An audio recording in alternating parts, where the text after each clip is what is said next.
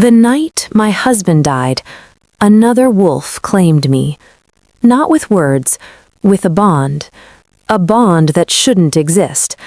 I was 58 years old, loyal wife, mother, Alpha's mate.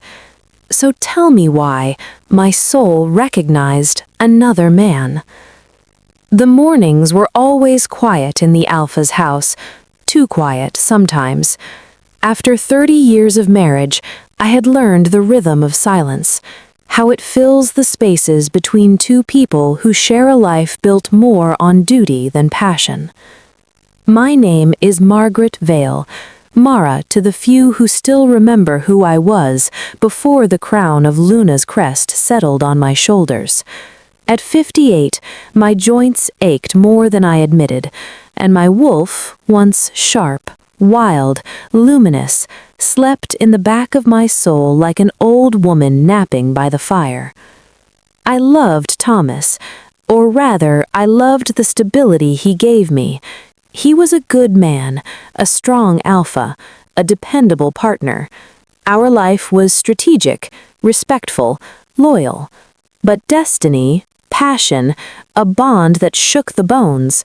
No, we built something solid, not sacred.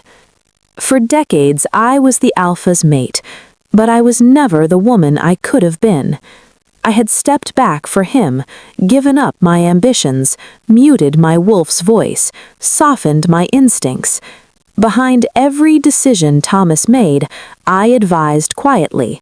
Behind every victory sung in his name, I had shaped the strategy.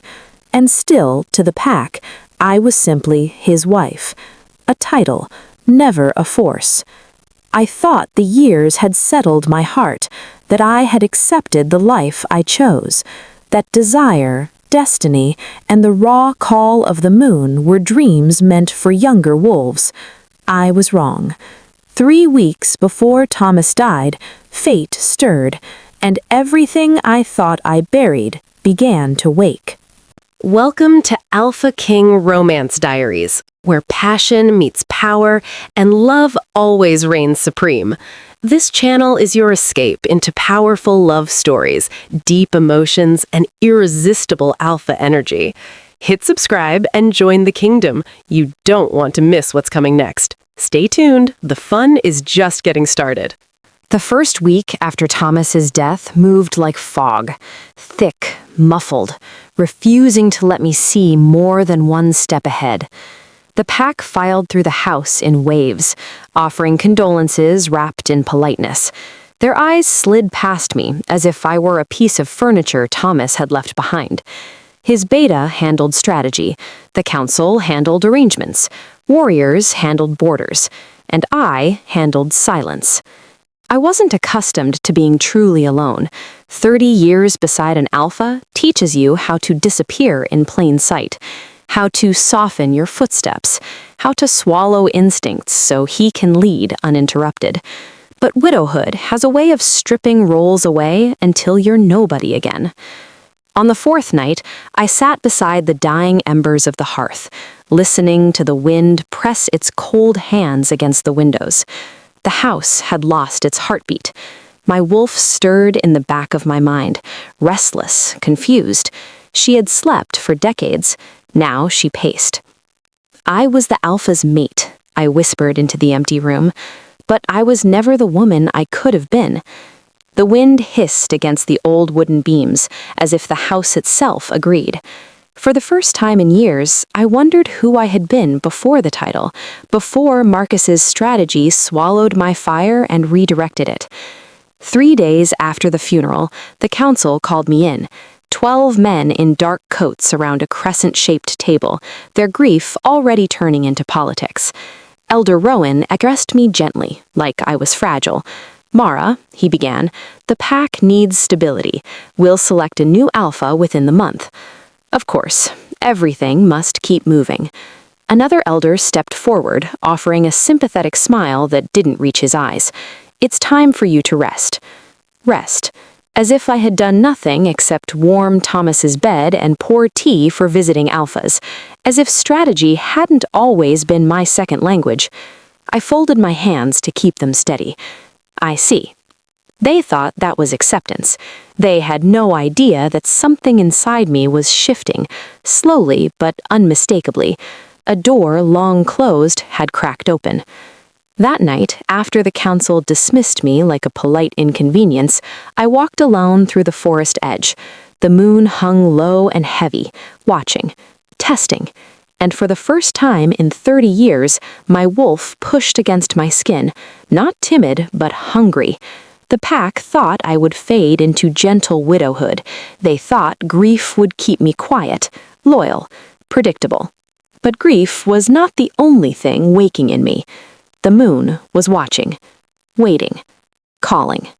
The forest always held its breath around returning wolves. It remembered exiles the way a body remembers old wounds, quietly, deeply, without forgiveness. The moment I stepped onto the northern trail, the wind shifted. Something older than instinct prickled beneath my skin. I stopped. The night went still. A figure moved between the pines, slow, deliberate, not hiding, not threatening. The kind of walk only a wolf with nothing left to fear possessed. Moonlight struck silver at his temples, carved lines at the corners of his mouth. Older, weathered, stronger than memory. Rowan Blackwood. I hadn't seen him in decades. He had been exiled long before Thomas claimed the title of Alpha, back when rival packs tore borders like open wounds, and mercy was a luxury no one could afford. The last time I saw Rowan, I was a girl with a wild wolf and a future that hadn't yet been claimed for me. Now, I was a widow, a ghost in my own home, a woman the pack had already counted out. But the moment our eyes met, the world buckled. The bond struck like lightning, violent, bright, impossible. A thread snapped into existence between us, ancient and undeniable, as if it had been waiting 30 years to breathe. My breath hitched, my knees almost gave. My wolf, silent for decades, rose with a ferocity that left me trembling. This couldn't be happening. I was already mated, bound to Thomas by ritual and law. 30 years of loyalty and stability, 30 years of choice. But destiny does not ask permission. Rowan's expression changed, surprise first, then pain, then a stillness that felt like reverence. "Mara," he whispered, voice raw. "This shouldn't be possible." "It isn't. It can't be." Yet the bond thrummed between us like a pulse. And then the moon reacted. A sharp, ringing vibration cut the air. The light overhead flickered, brightening, then dimming, as if the universe itself inhaled sharply. Leaves trembled, the earth quivered, the trees bowed. Rowan staggered, bracing his hand against a trunk. "The moon is answering us." "No," I whispered, shaking my head. "I'm Thomas's mate. I'm his widow. I can't." But my wolf surged again, as if waking from 30 years of forced sleep. Fate had waited. Fate had punished. And now, fate had returned for what had always belonged to it. Rowan looked at me with a grief I felt deep in my chest. "Mara," he said quietly, "destiny doesn't care how late it arrives." When the bond pulsed again, stronger this time, I stared at him with the terrible realization that nothing, not marriage, not duty, not death, could silence a fate denied. Destiny had come late, but it had come. The days after Rowan's return felt like walking through a life that wasn't entirely mine. Every sound sharpened, every scent pulled at memories I didn't remember making. And every time he came near, every accidental brush of presence, every shared breath in the same room, the bond stirred like a living thing beneath my skin. I avoided him at first. It was the only dignified response. I was a widow, a leader's wife, a mother, a woman who had built an entire life on loyalty and steadiness. But destiny had no regard for dignity or timing. The dreams began on the third night. I stood in a meadow I had never seen, a field of tall silver grass under a moon swollen with power. A wolf stood across from me, black as shadow, eyes bright as flame. Rowan's wolf. I knew him instinctively, the way bones know the shape they once held. He touched his muzzle to mine, and I woke, gasping. The next morning, the pack gathered at the training fields. I tried to focus on the younger warriors sparring, but the moment Rowan entered the clearing, the air shifted. Wolves lifted their heads. The ground itself hummed beneath my feet. The second bond. Ancient, violent, forbidden. He kept his distance, respectful despite the turmoil flickering in his eyes, but distance meant nothing to destiny. Every heartbeat brought his emotions brushing against mine, quiet as breath, subtle as tide. Frustration, restraint, the unbearable ache of recognition. I turned away, gripping the wood until the wood groaned beneath my hands. I was supposed to be grieving. I was supposed to be steady. I was supposed to be done with all things that ignited like this. Later, on the path behind the Alpha House, Rowan found me beneath the old ash tree. He approached slowly, as if one wrong motion might splinter the fragile control we clung to. "Mara," he said gently, "tell me what you're feeling." I closed my eyes. Dreams, heat, memories that aren't mine. This pull. My voice thinned with shame. "This is wrong." "No," he said, stepping closer. "It is fate." I shook my head. Fate doesn't bind a woman twice. Fate doesn't arrive at the doorstep of a widow. He exhaled, something like grief threading through the sound. "Maybe fate couldn't reach you before." "Because I was mated," I snapped, though the words felt brittle. "Because you were bound." His tone softened. "There's a difference." The bond pulsed, once, twice, like a heartbeat pressed against mine. My breath trembled out of me. "Rowan, I can't do this." He held my gaze steady and unwavering. "Neither can I." But the bond between us didn't care for our refusals. It only grew stronger. And in that moment, for the first time, I understood the truth I feared most. This wasn't a spark of attraction. It wasn't longing. It wasn't even love. It was destiny reclaiming what had been stolen. The bond didn't quiet. It deepened. By the end of the week, I felt it even in my bones, an ache, a hum, a pull that had nothing to do with desire and everything to do with inevitability. I moved through the house like a woman carrying a second heartbeat. My wolf, dormant for decades, now paced behind my eyes with a restless energy I barely recognized. I tried to bury myself in routine, preparing meals for pack meetings, sorting old documents, tending to the garden Thomas and I had grown together, but nothing softened the truth pulsing through me. I was moonbound at 58. The universe had a cruel sense of humor. One morning, as I stepped outside to greet the warriors returning from patrol, the moon, though hidden behind daylight, slammed into my senses with a surge of heat that staggered me. My hand shot to the railing, breath hitching. The wolves around me paused, their instincts flaring. They didn't know what they were feeling, only that something powerful had shifted. Rowan stepped from the tree line a heartbeat later. His eyes widened as he felt the same tidal wave of force. The air crackled between us, and every wolf in the clearing snapped their heads in our direction. No words were spoken, but everyone felt it. A bond awakening during the day was not a small thing. It was a cosmic announcement. I forced myself to straighten, chin high. I would not let the pack see confusion or weakness. But when Rowan approached, voice low, his restraint only made the bond thrum harder. "You felt that," he murmured. I swallowed. Everyone did. His gaze held mine with a tenderness I wasn't prepared for. "It's getting stronger." "Rowan," I said, stepping back, "this is cruel."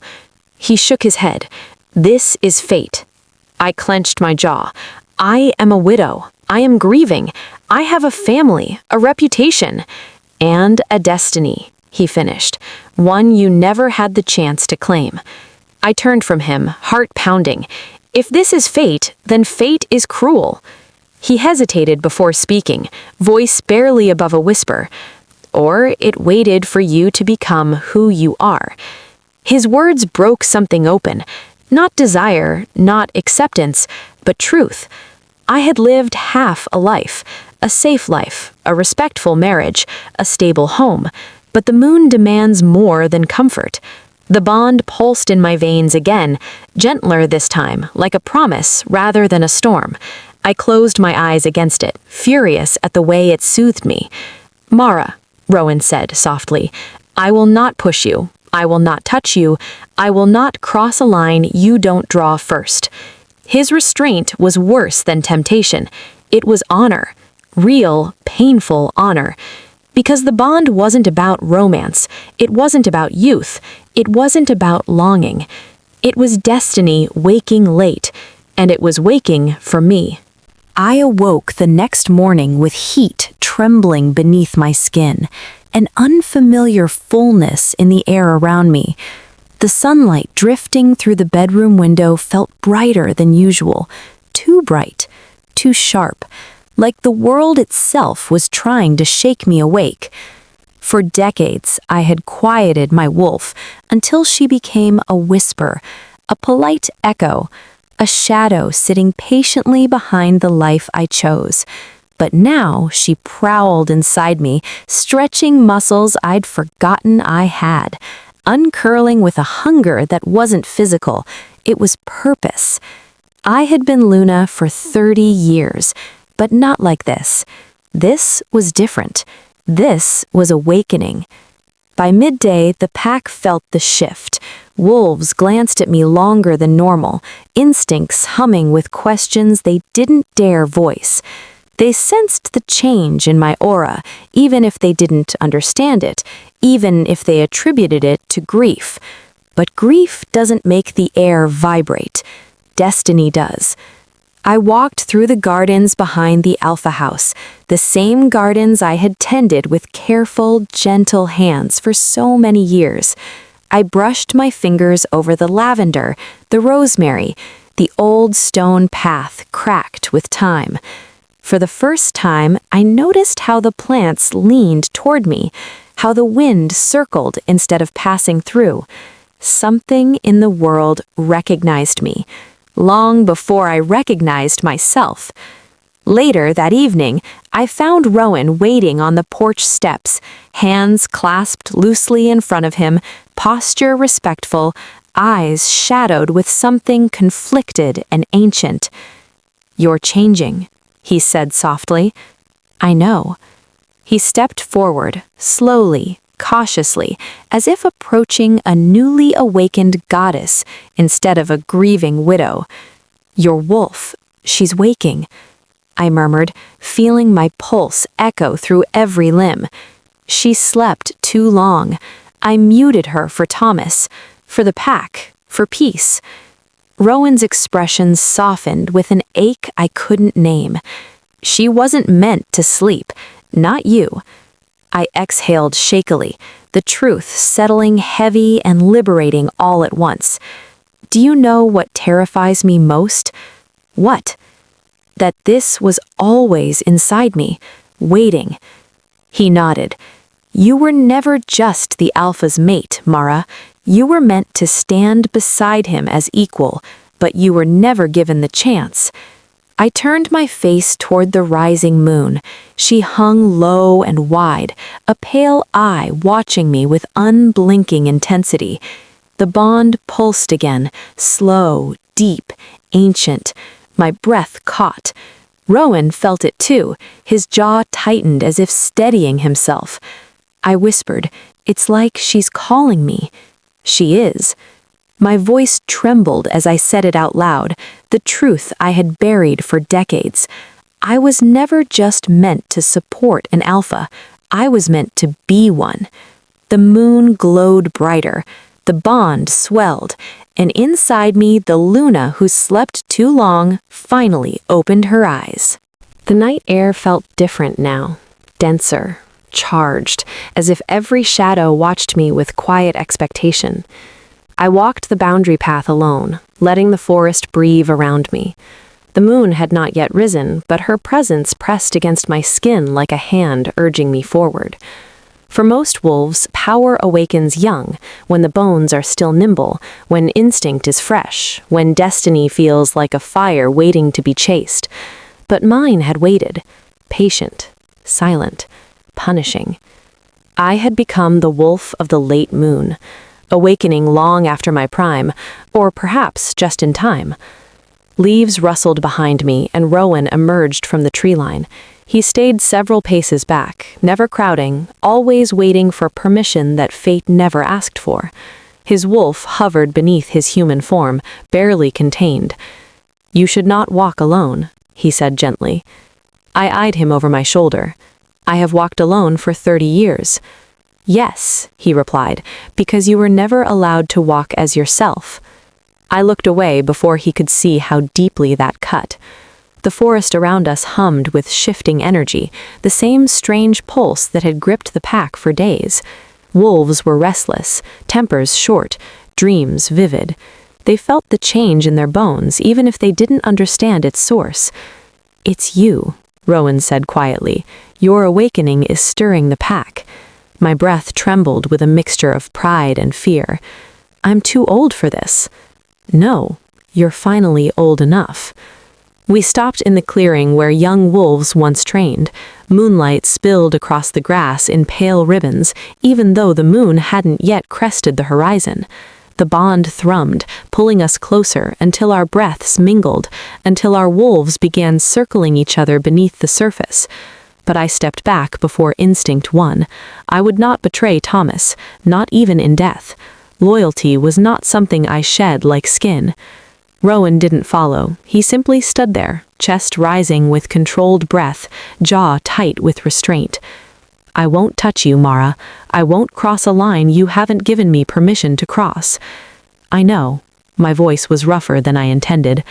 "That's what makes this harder." He lowered his gaze, pain flickering across his features. "The moon chose us too late." "Or," I whispered, "right on time." A sudden rip in the air, sharp, electric, cut between us. We both stiffened. The moon rose, and when her light struck my skin, my wolf surged forward so powerfully I staggered. Rowan reached out but didn't touch me. "Mara!" I forced breath into my lungs, gripping my own arms as the world tilted. My senses sharpened beyond anything I had ever known. I felt every heartbeat in the forest, every breath of wind, every shift of shadow. The late moon had claimed me, and she was not gentle. Destiny had come for what was hers, whether I was ready or not. The days that followed felt like living with a storm trapped beneath my skin. My wolf, silent for 30 years, was now fully awake, prowling, stretching, testing the edges of the cage I'd built for her. Every sound was sharper, every scent carried a story, and every time Rowan came near, the bond I tried so desperately to deny tightened its hold. It was a bond that shouldn't exist, a bond that rewrote every law of our kind. I stood on the balcony one evening, watching dusk bleed into the treetops, when the pulse hit me. Hot, bright, immediate. Rowan was near. I felt it before I saw him, felt his emotions brushing mine like the ghost of a touch. Steady restraint, quiet grief, aching recognition. He appeared in the doorway, leaning one shoulder against the frame. He carried no arrogance, no expectation, just a weight that matched my own. "You feel it too," he said softly. I exhaled. "I feel more than I want to." He stepped forward, slow, deliberate, as if approaching a dangerous creature, and perhaps he was. "This bond, it isn't a mistake. I'm mated," I said sharply. "I have been for decades." Rowan's gaze didn't falter. You were bound. Ritual, duty, politics. That union was chosen. This one is written. The words sank into me like stones. I had always known the difference, deep down where truth hides, but hearing it aloud, it felt like betrayal. To Thomas, to myself, to the life I had built out of loyalty. My throat tightened. He was my husband, and I will never dishonor that, Rowan said, voice low with sincerity. I will not touch you. I will not claim you, but I won't pretend this doesn't exist. The bond pulsed again, not seductive, not romantic, but inevitable. A pull of destiny older than any vow. I gripped the balcony rail until my knuckles went white. This bond will tear the pack apart. Only if we let it, he murmured. Only if fear decides instead of truth. I looked away, ashamed of the tremor in my voice. I don't know who I am anymore. Rowan moved closer, not touching me, but standing at my side, offering presence instead of pressure. You're the woman the moon called, he said, the one who waited 30 years to rise. A sharp ache bloomed in my chest. Grief, awakening, confusion, destiny. It all tangled until I couldn't separate one emotion from another. When I finally spoke, my voice was barely a whisper. This bond, it shouldn't be. Rowan's answer was quiet, reverent. But it is, and the moon doesn't make mistakes. I closed my eyes as the bond thrummed between us once more, gentle this time, almost tender, not demanding, not claiming, just waiting. And I feared that soon I would no longer have the strength to look away. Age settles differently on wolves than humans. Longer, deeper, carried in the marrow rather than the skin. But even so, at 58, I had expected my years to taper into something quieter, something softened, something like the life I had built with Thomas. Predictable days, gentle evenings, the steady comfort of routine. But fate does not offer quiet to those born for storms. Word of my awakening traveled through the pack like smoke through dry brush. Wolves watched me differently now, not with pity, not with reverence, but with a wary kind of awe, as if they sensed a shift in the old laws, as if something long dormant had cracked open beneath their feet. I felt it too. Strength returning where I thought time had stolen it, instinct sharpening like a blade honed in secret, a steadiness, not youthful, not wild, something older, deeper, earned. The alpha of the ashen years, the whispers called me, a title for one who rises when the embers begin to cool. I didn't want titles, I didn't want thrones, I only wanted clarity. One evening, the council summoned me. I walked into the chamber with my shoulders squared, expecting questions, concerns perhaps. Instead, I found tension thick as fog. Elder Rowan spoke first, his tone clipped. Your wolf has stirred to pack. Young ones are restless, borders unsettled. Another counselor added, the last time power awakened this late, a war began. I kept my voice level. My awakening is not a threat. Then what is it? He demanded. Before I could answer, Rowan Blackwood stepped forward from the back of the room. He wasn't invited. The council stiffened. His voice was calm, but it carried. It's destiny. Gasps rippled through the elders. My heartbeat thundered. I faced him, anger and fear coiling tight. Do not speak for me. I'm not. He stepped closer, eyes locked on mine. I inhaled, slow and unsteady. And who is that? Rowan didn't look away, not even when the council bristled. You are the woman the moon waited for, he said softly. Age does not diminish power, it refines it. Heat crept into my chest, not desire, but recognition. The council murmured in alarm at his boldness, but I lifted a hand and they fell silent. "I fear my awakening," I said, voice steady as stone. "But I am not a danger to this pack. I am part of its history. I am part of its future." The air shifted. Wolves outside howled in answer, low, harmonic, ancient. Instinctively, every elder bowed their heads. Rowan smiled faintly, pride flickering in his eyes. I stood in the center of the chamber, feeling the power settle around me, not youthful fire, but the slow, unstoppable burn of coals that survived the storm. The alpha of the ashen years, not chosen by tradition, not crowned by ritual, awakened by destiny. For the first time in my life, I did not flinch from my own strength. Rumors spread quickly in a pack, faster than wildfire, faster than truth. And in the days that followed, the whispers grew louder, not about my awakening, not about the late moon power humming beneath my skin, but about Rowan, about us. I heard them everywhere, in the market, in the training yard, in the forest trails where wolves pretended not to stare. She's bonded, but she was married. It's forbidden. It's fate. I ignored them all, because I had to, because acknowledging the bond meant acknowledging everything I'd buried for 3 decades, the fated mate I never chose. One evening, I found myself standing alone in Thomas's old study. The room smelled of worn leather and pine. His scent, faint but stubborn. I traced a finger along the edge of his desk, remembering the nights he worked late while I brewed tea, the quiet companionship we shared. He had been good to me. He had been safe. And yet, something inside me had always been asleep. I sat in his old chair, letting grief wash through me without drowning me. And then, quietly, the truth surfaced, terrible in its clarity. I whispered to the empty room. I loved him, but he was not my destiny. The air shifted. A presence approached. Rowan stood in the doorway, but didn't cross it.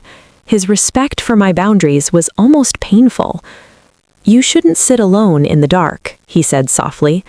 I met his gaze. "I'm not afraid of the dark." "No," he murmured. "You're afraid of what the light might reveal."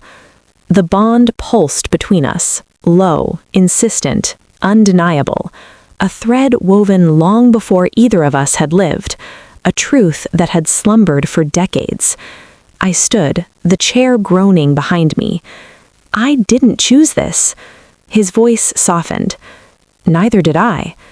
Anger flared in my chest, not at him, not truly, but at the cruelty of timing.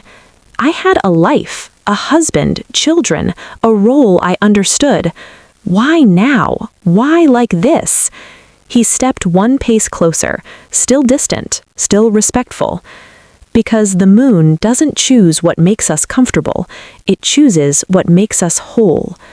My breath caught, my wolf stirred, and the truth hit me with the weight of an avalanche. I whispered to the empty room. He was never my fated mate. Rowan's eyes filled with quiet pain and reverence. No, he wasn't. The bond pulsed again, gentle, steady, patient, not demanding, not seductive, just there. I felt tears burn behind my eyelids, not for Rowan, not for fate, but for the woman I had been, the woman who had unknowingly lived half a life. He bowed his head. "If the bond were mine to break, I would break it for you." I swallowed hard. "It isn't cruelty to me, Rowan, it's cruelty to him." Silence settled between us, heavy with shared grief and something deeper, something inevitable. I was the fated mate he never chose, and he was the destiny I had never dared to want. But the moon had chosen for us both. The moon rose early that night, silver, swollen, watching me with the stern patience of an ancient judge. I walked toward the high cliffs overlooking the valley, the same cliffs where Thomas once stood to address the pack. Tonight, the air vibrated differently, Wolves gathered below in scattered groups, restless, sensing change they couldn't yet name. They watched me as I approached the overlook, not as widow, not as elder, as something waking into power. Rise of the Silver Wolf Queen, whispers that chased me like shadows. I wasn't sure I deserved the title, but the moon didn't care what I deserved. She cared only what I was. Footsteps approached behind me, deliberate and familiar. Rowan's presence brushed my skin before his voice reached me. "Mara," he said gently, "the pack feels you. They feel your wolf. They're waiting." I stared over the valley, my breath steady. "For what?" "For leadership," he answered. "For the Luna you were always meant to be." The words struck deeper than any bond. Luna, not mate, not wife, a leader in her own right. Silver light washed over the cliffs, and I felt it again, my wolf rising, stretching, filling my limbs with a strength unmarred by age, a strength forged in quiet sacrifice, in loyalty, in decades of silence. Not youthful energy, something older, steadier, power with history. I closed my eyes. I wasn't meant for this. Rowan's voice came soft, reverent. "You were meant for more." A breeze swept through the valley. Wolves lifted their heads. 100 golden eyes turned toward me, waiting, listening, feeling the shift in the air, the call in their bones. In that moment, Thomas's memory settled warm and gentle at my back. Not a chain, not a shadow, a blessing. I stepped to the cliff's edge. The wind caught my hair, streaked silver like the moon itself. Rowan inhaled sharply behind me, as though seeing something he'd always known but never witnessed. "Mara," he whispered, "look." I opened my eyes. Below, every wolf bowed. Not in grief, not in pity, in recognition. The awakening was complete. My wolf surged to the surface, not wild, but regal, an ancient presence rising through me. My skin prickled, my senses sharpened, and for the first time in my life, the moon didn't feel distant. She felt like a crown settling on my shoulders. I drew a slow breath, feeling power seep into my bones like warm light. "All these years," I murmured, "I thought my time had passed." It hasn't. It's beginning. The pack's howl rose, low, harmonic, reverent. It washed over me like a tidal wave of belonging. My wolf answered, a deep, resonant call that echoed through the valley, a voice she had held silent for 30 years. The Silver Wolf Queen had risen, not by marriage, not by ritual, by truth. And the moon? The moon crowned me herself. If you enjoyed this story, make sure to hit the like button and subscribe to the channel if you haven't. Don't forget to leave a comment and tell us what you think about the story. We love hearing from you. Your support helps keep this channel alive and bringing you amazing, interesting, and powerful alpha stories. Thank you for being here.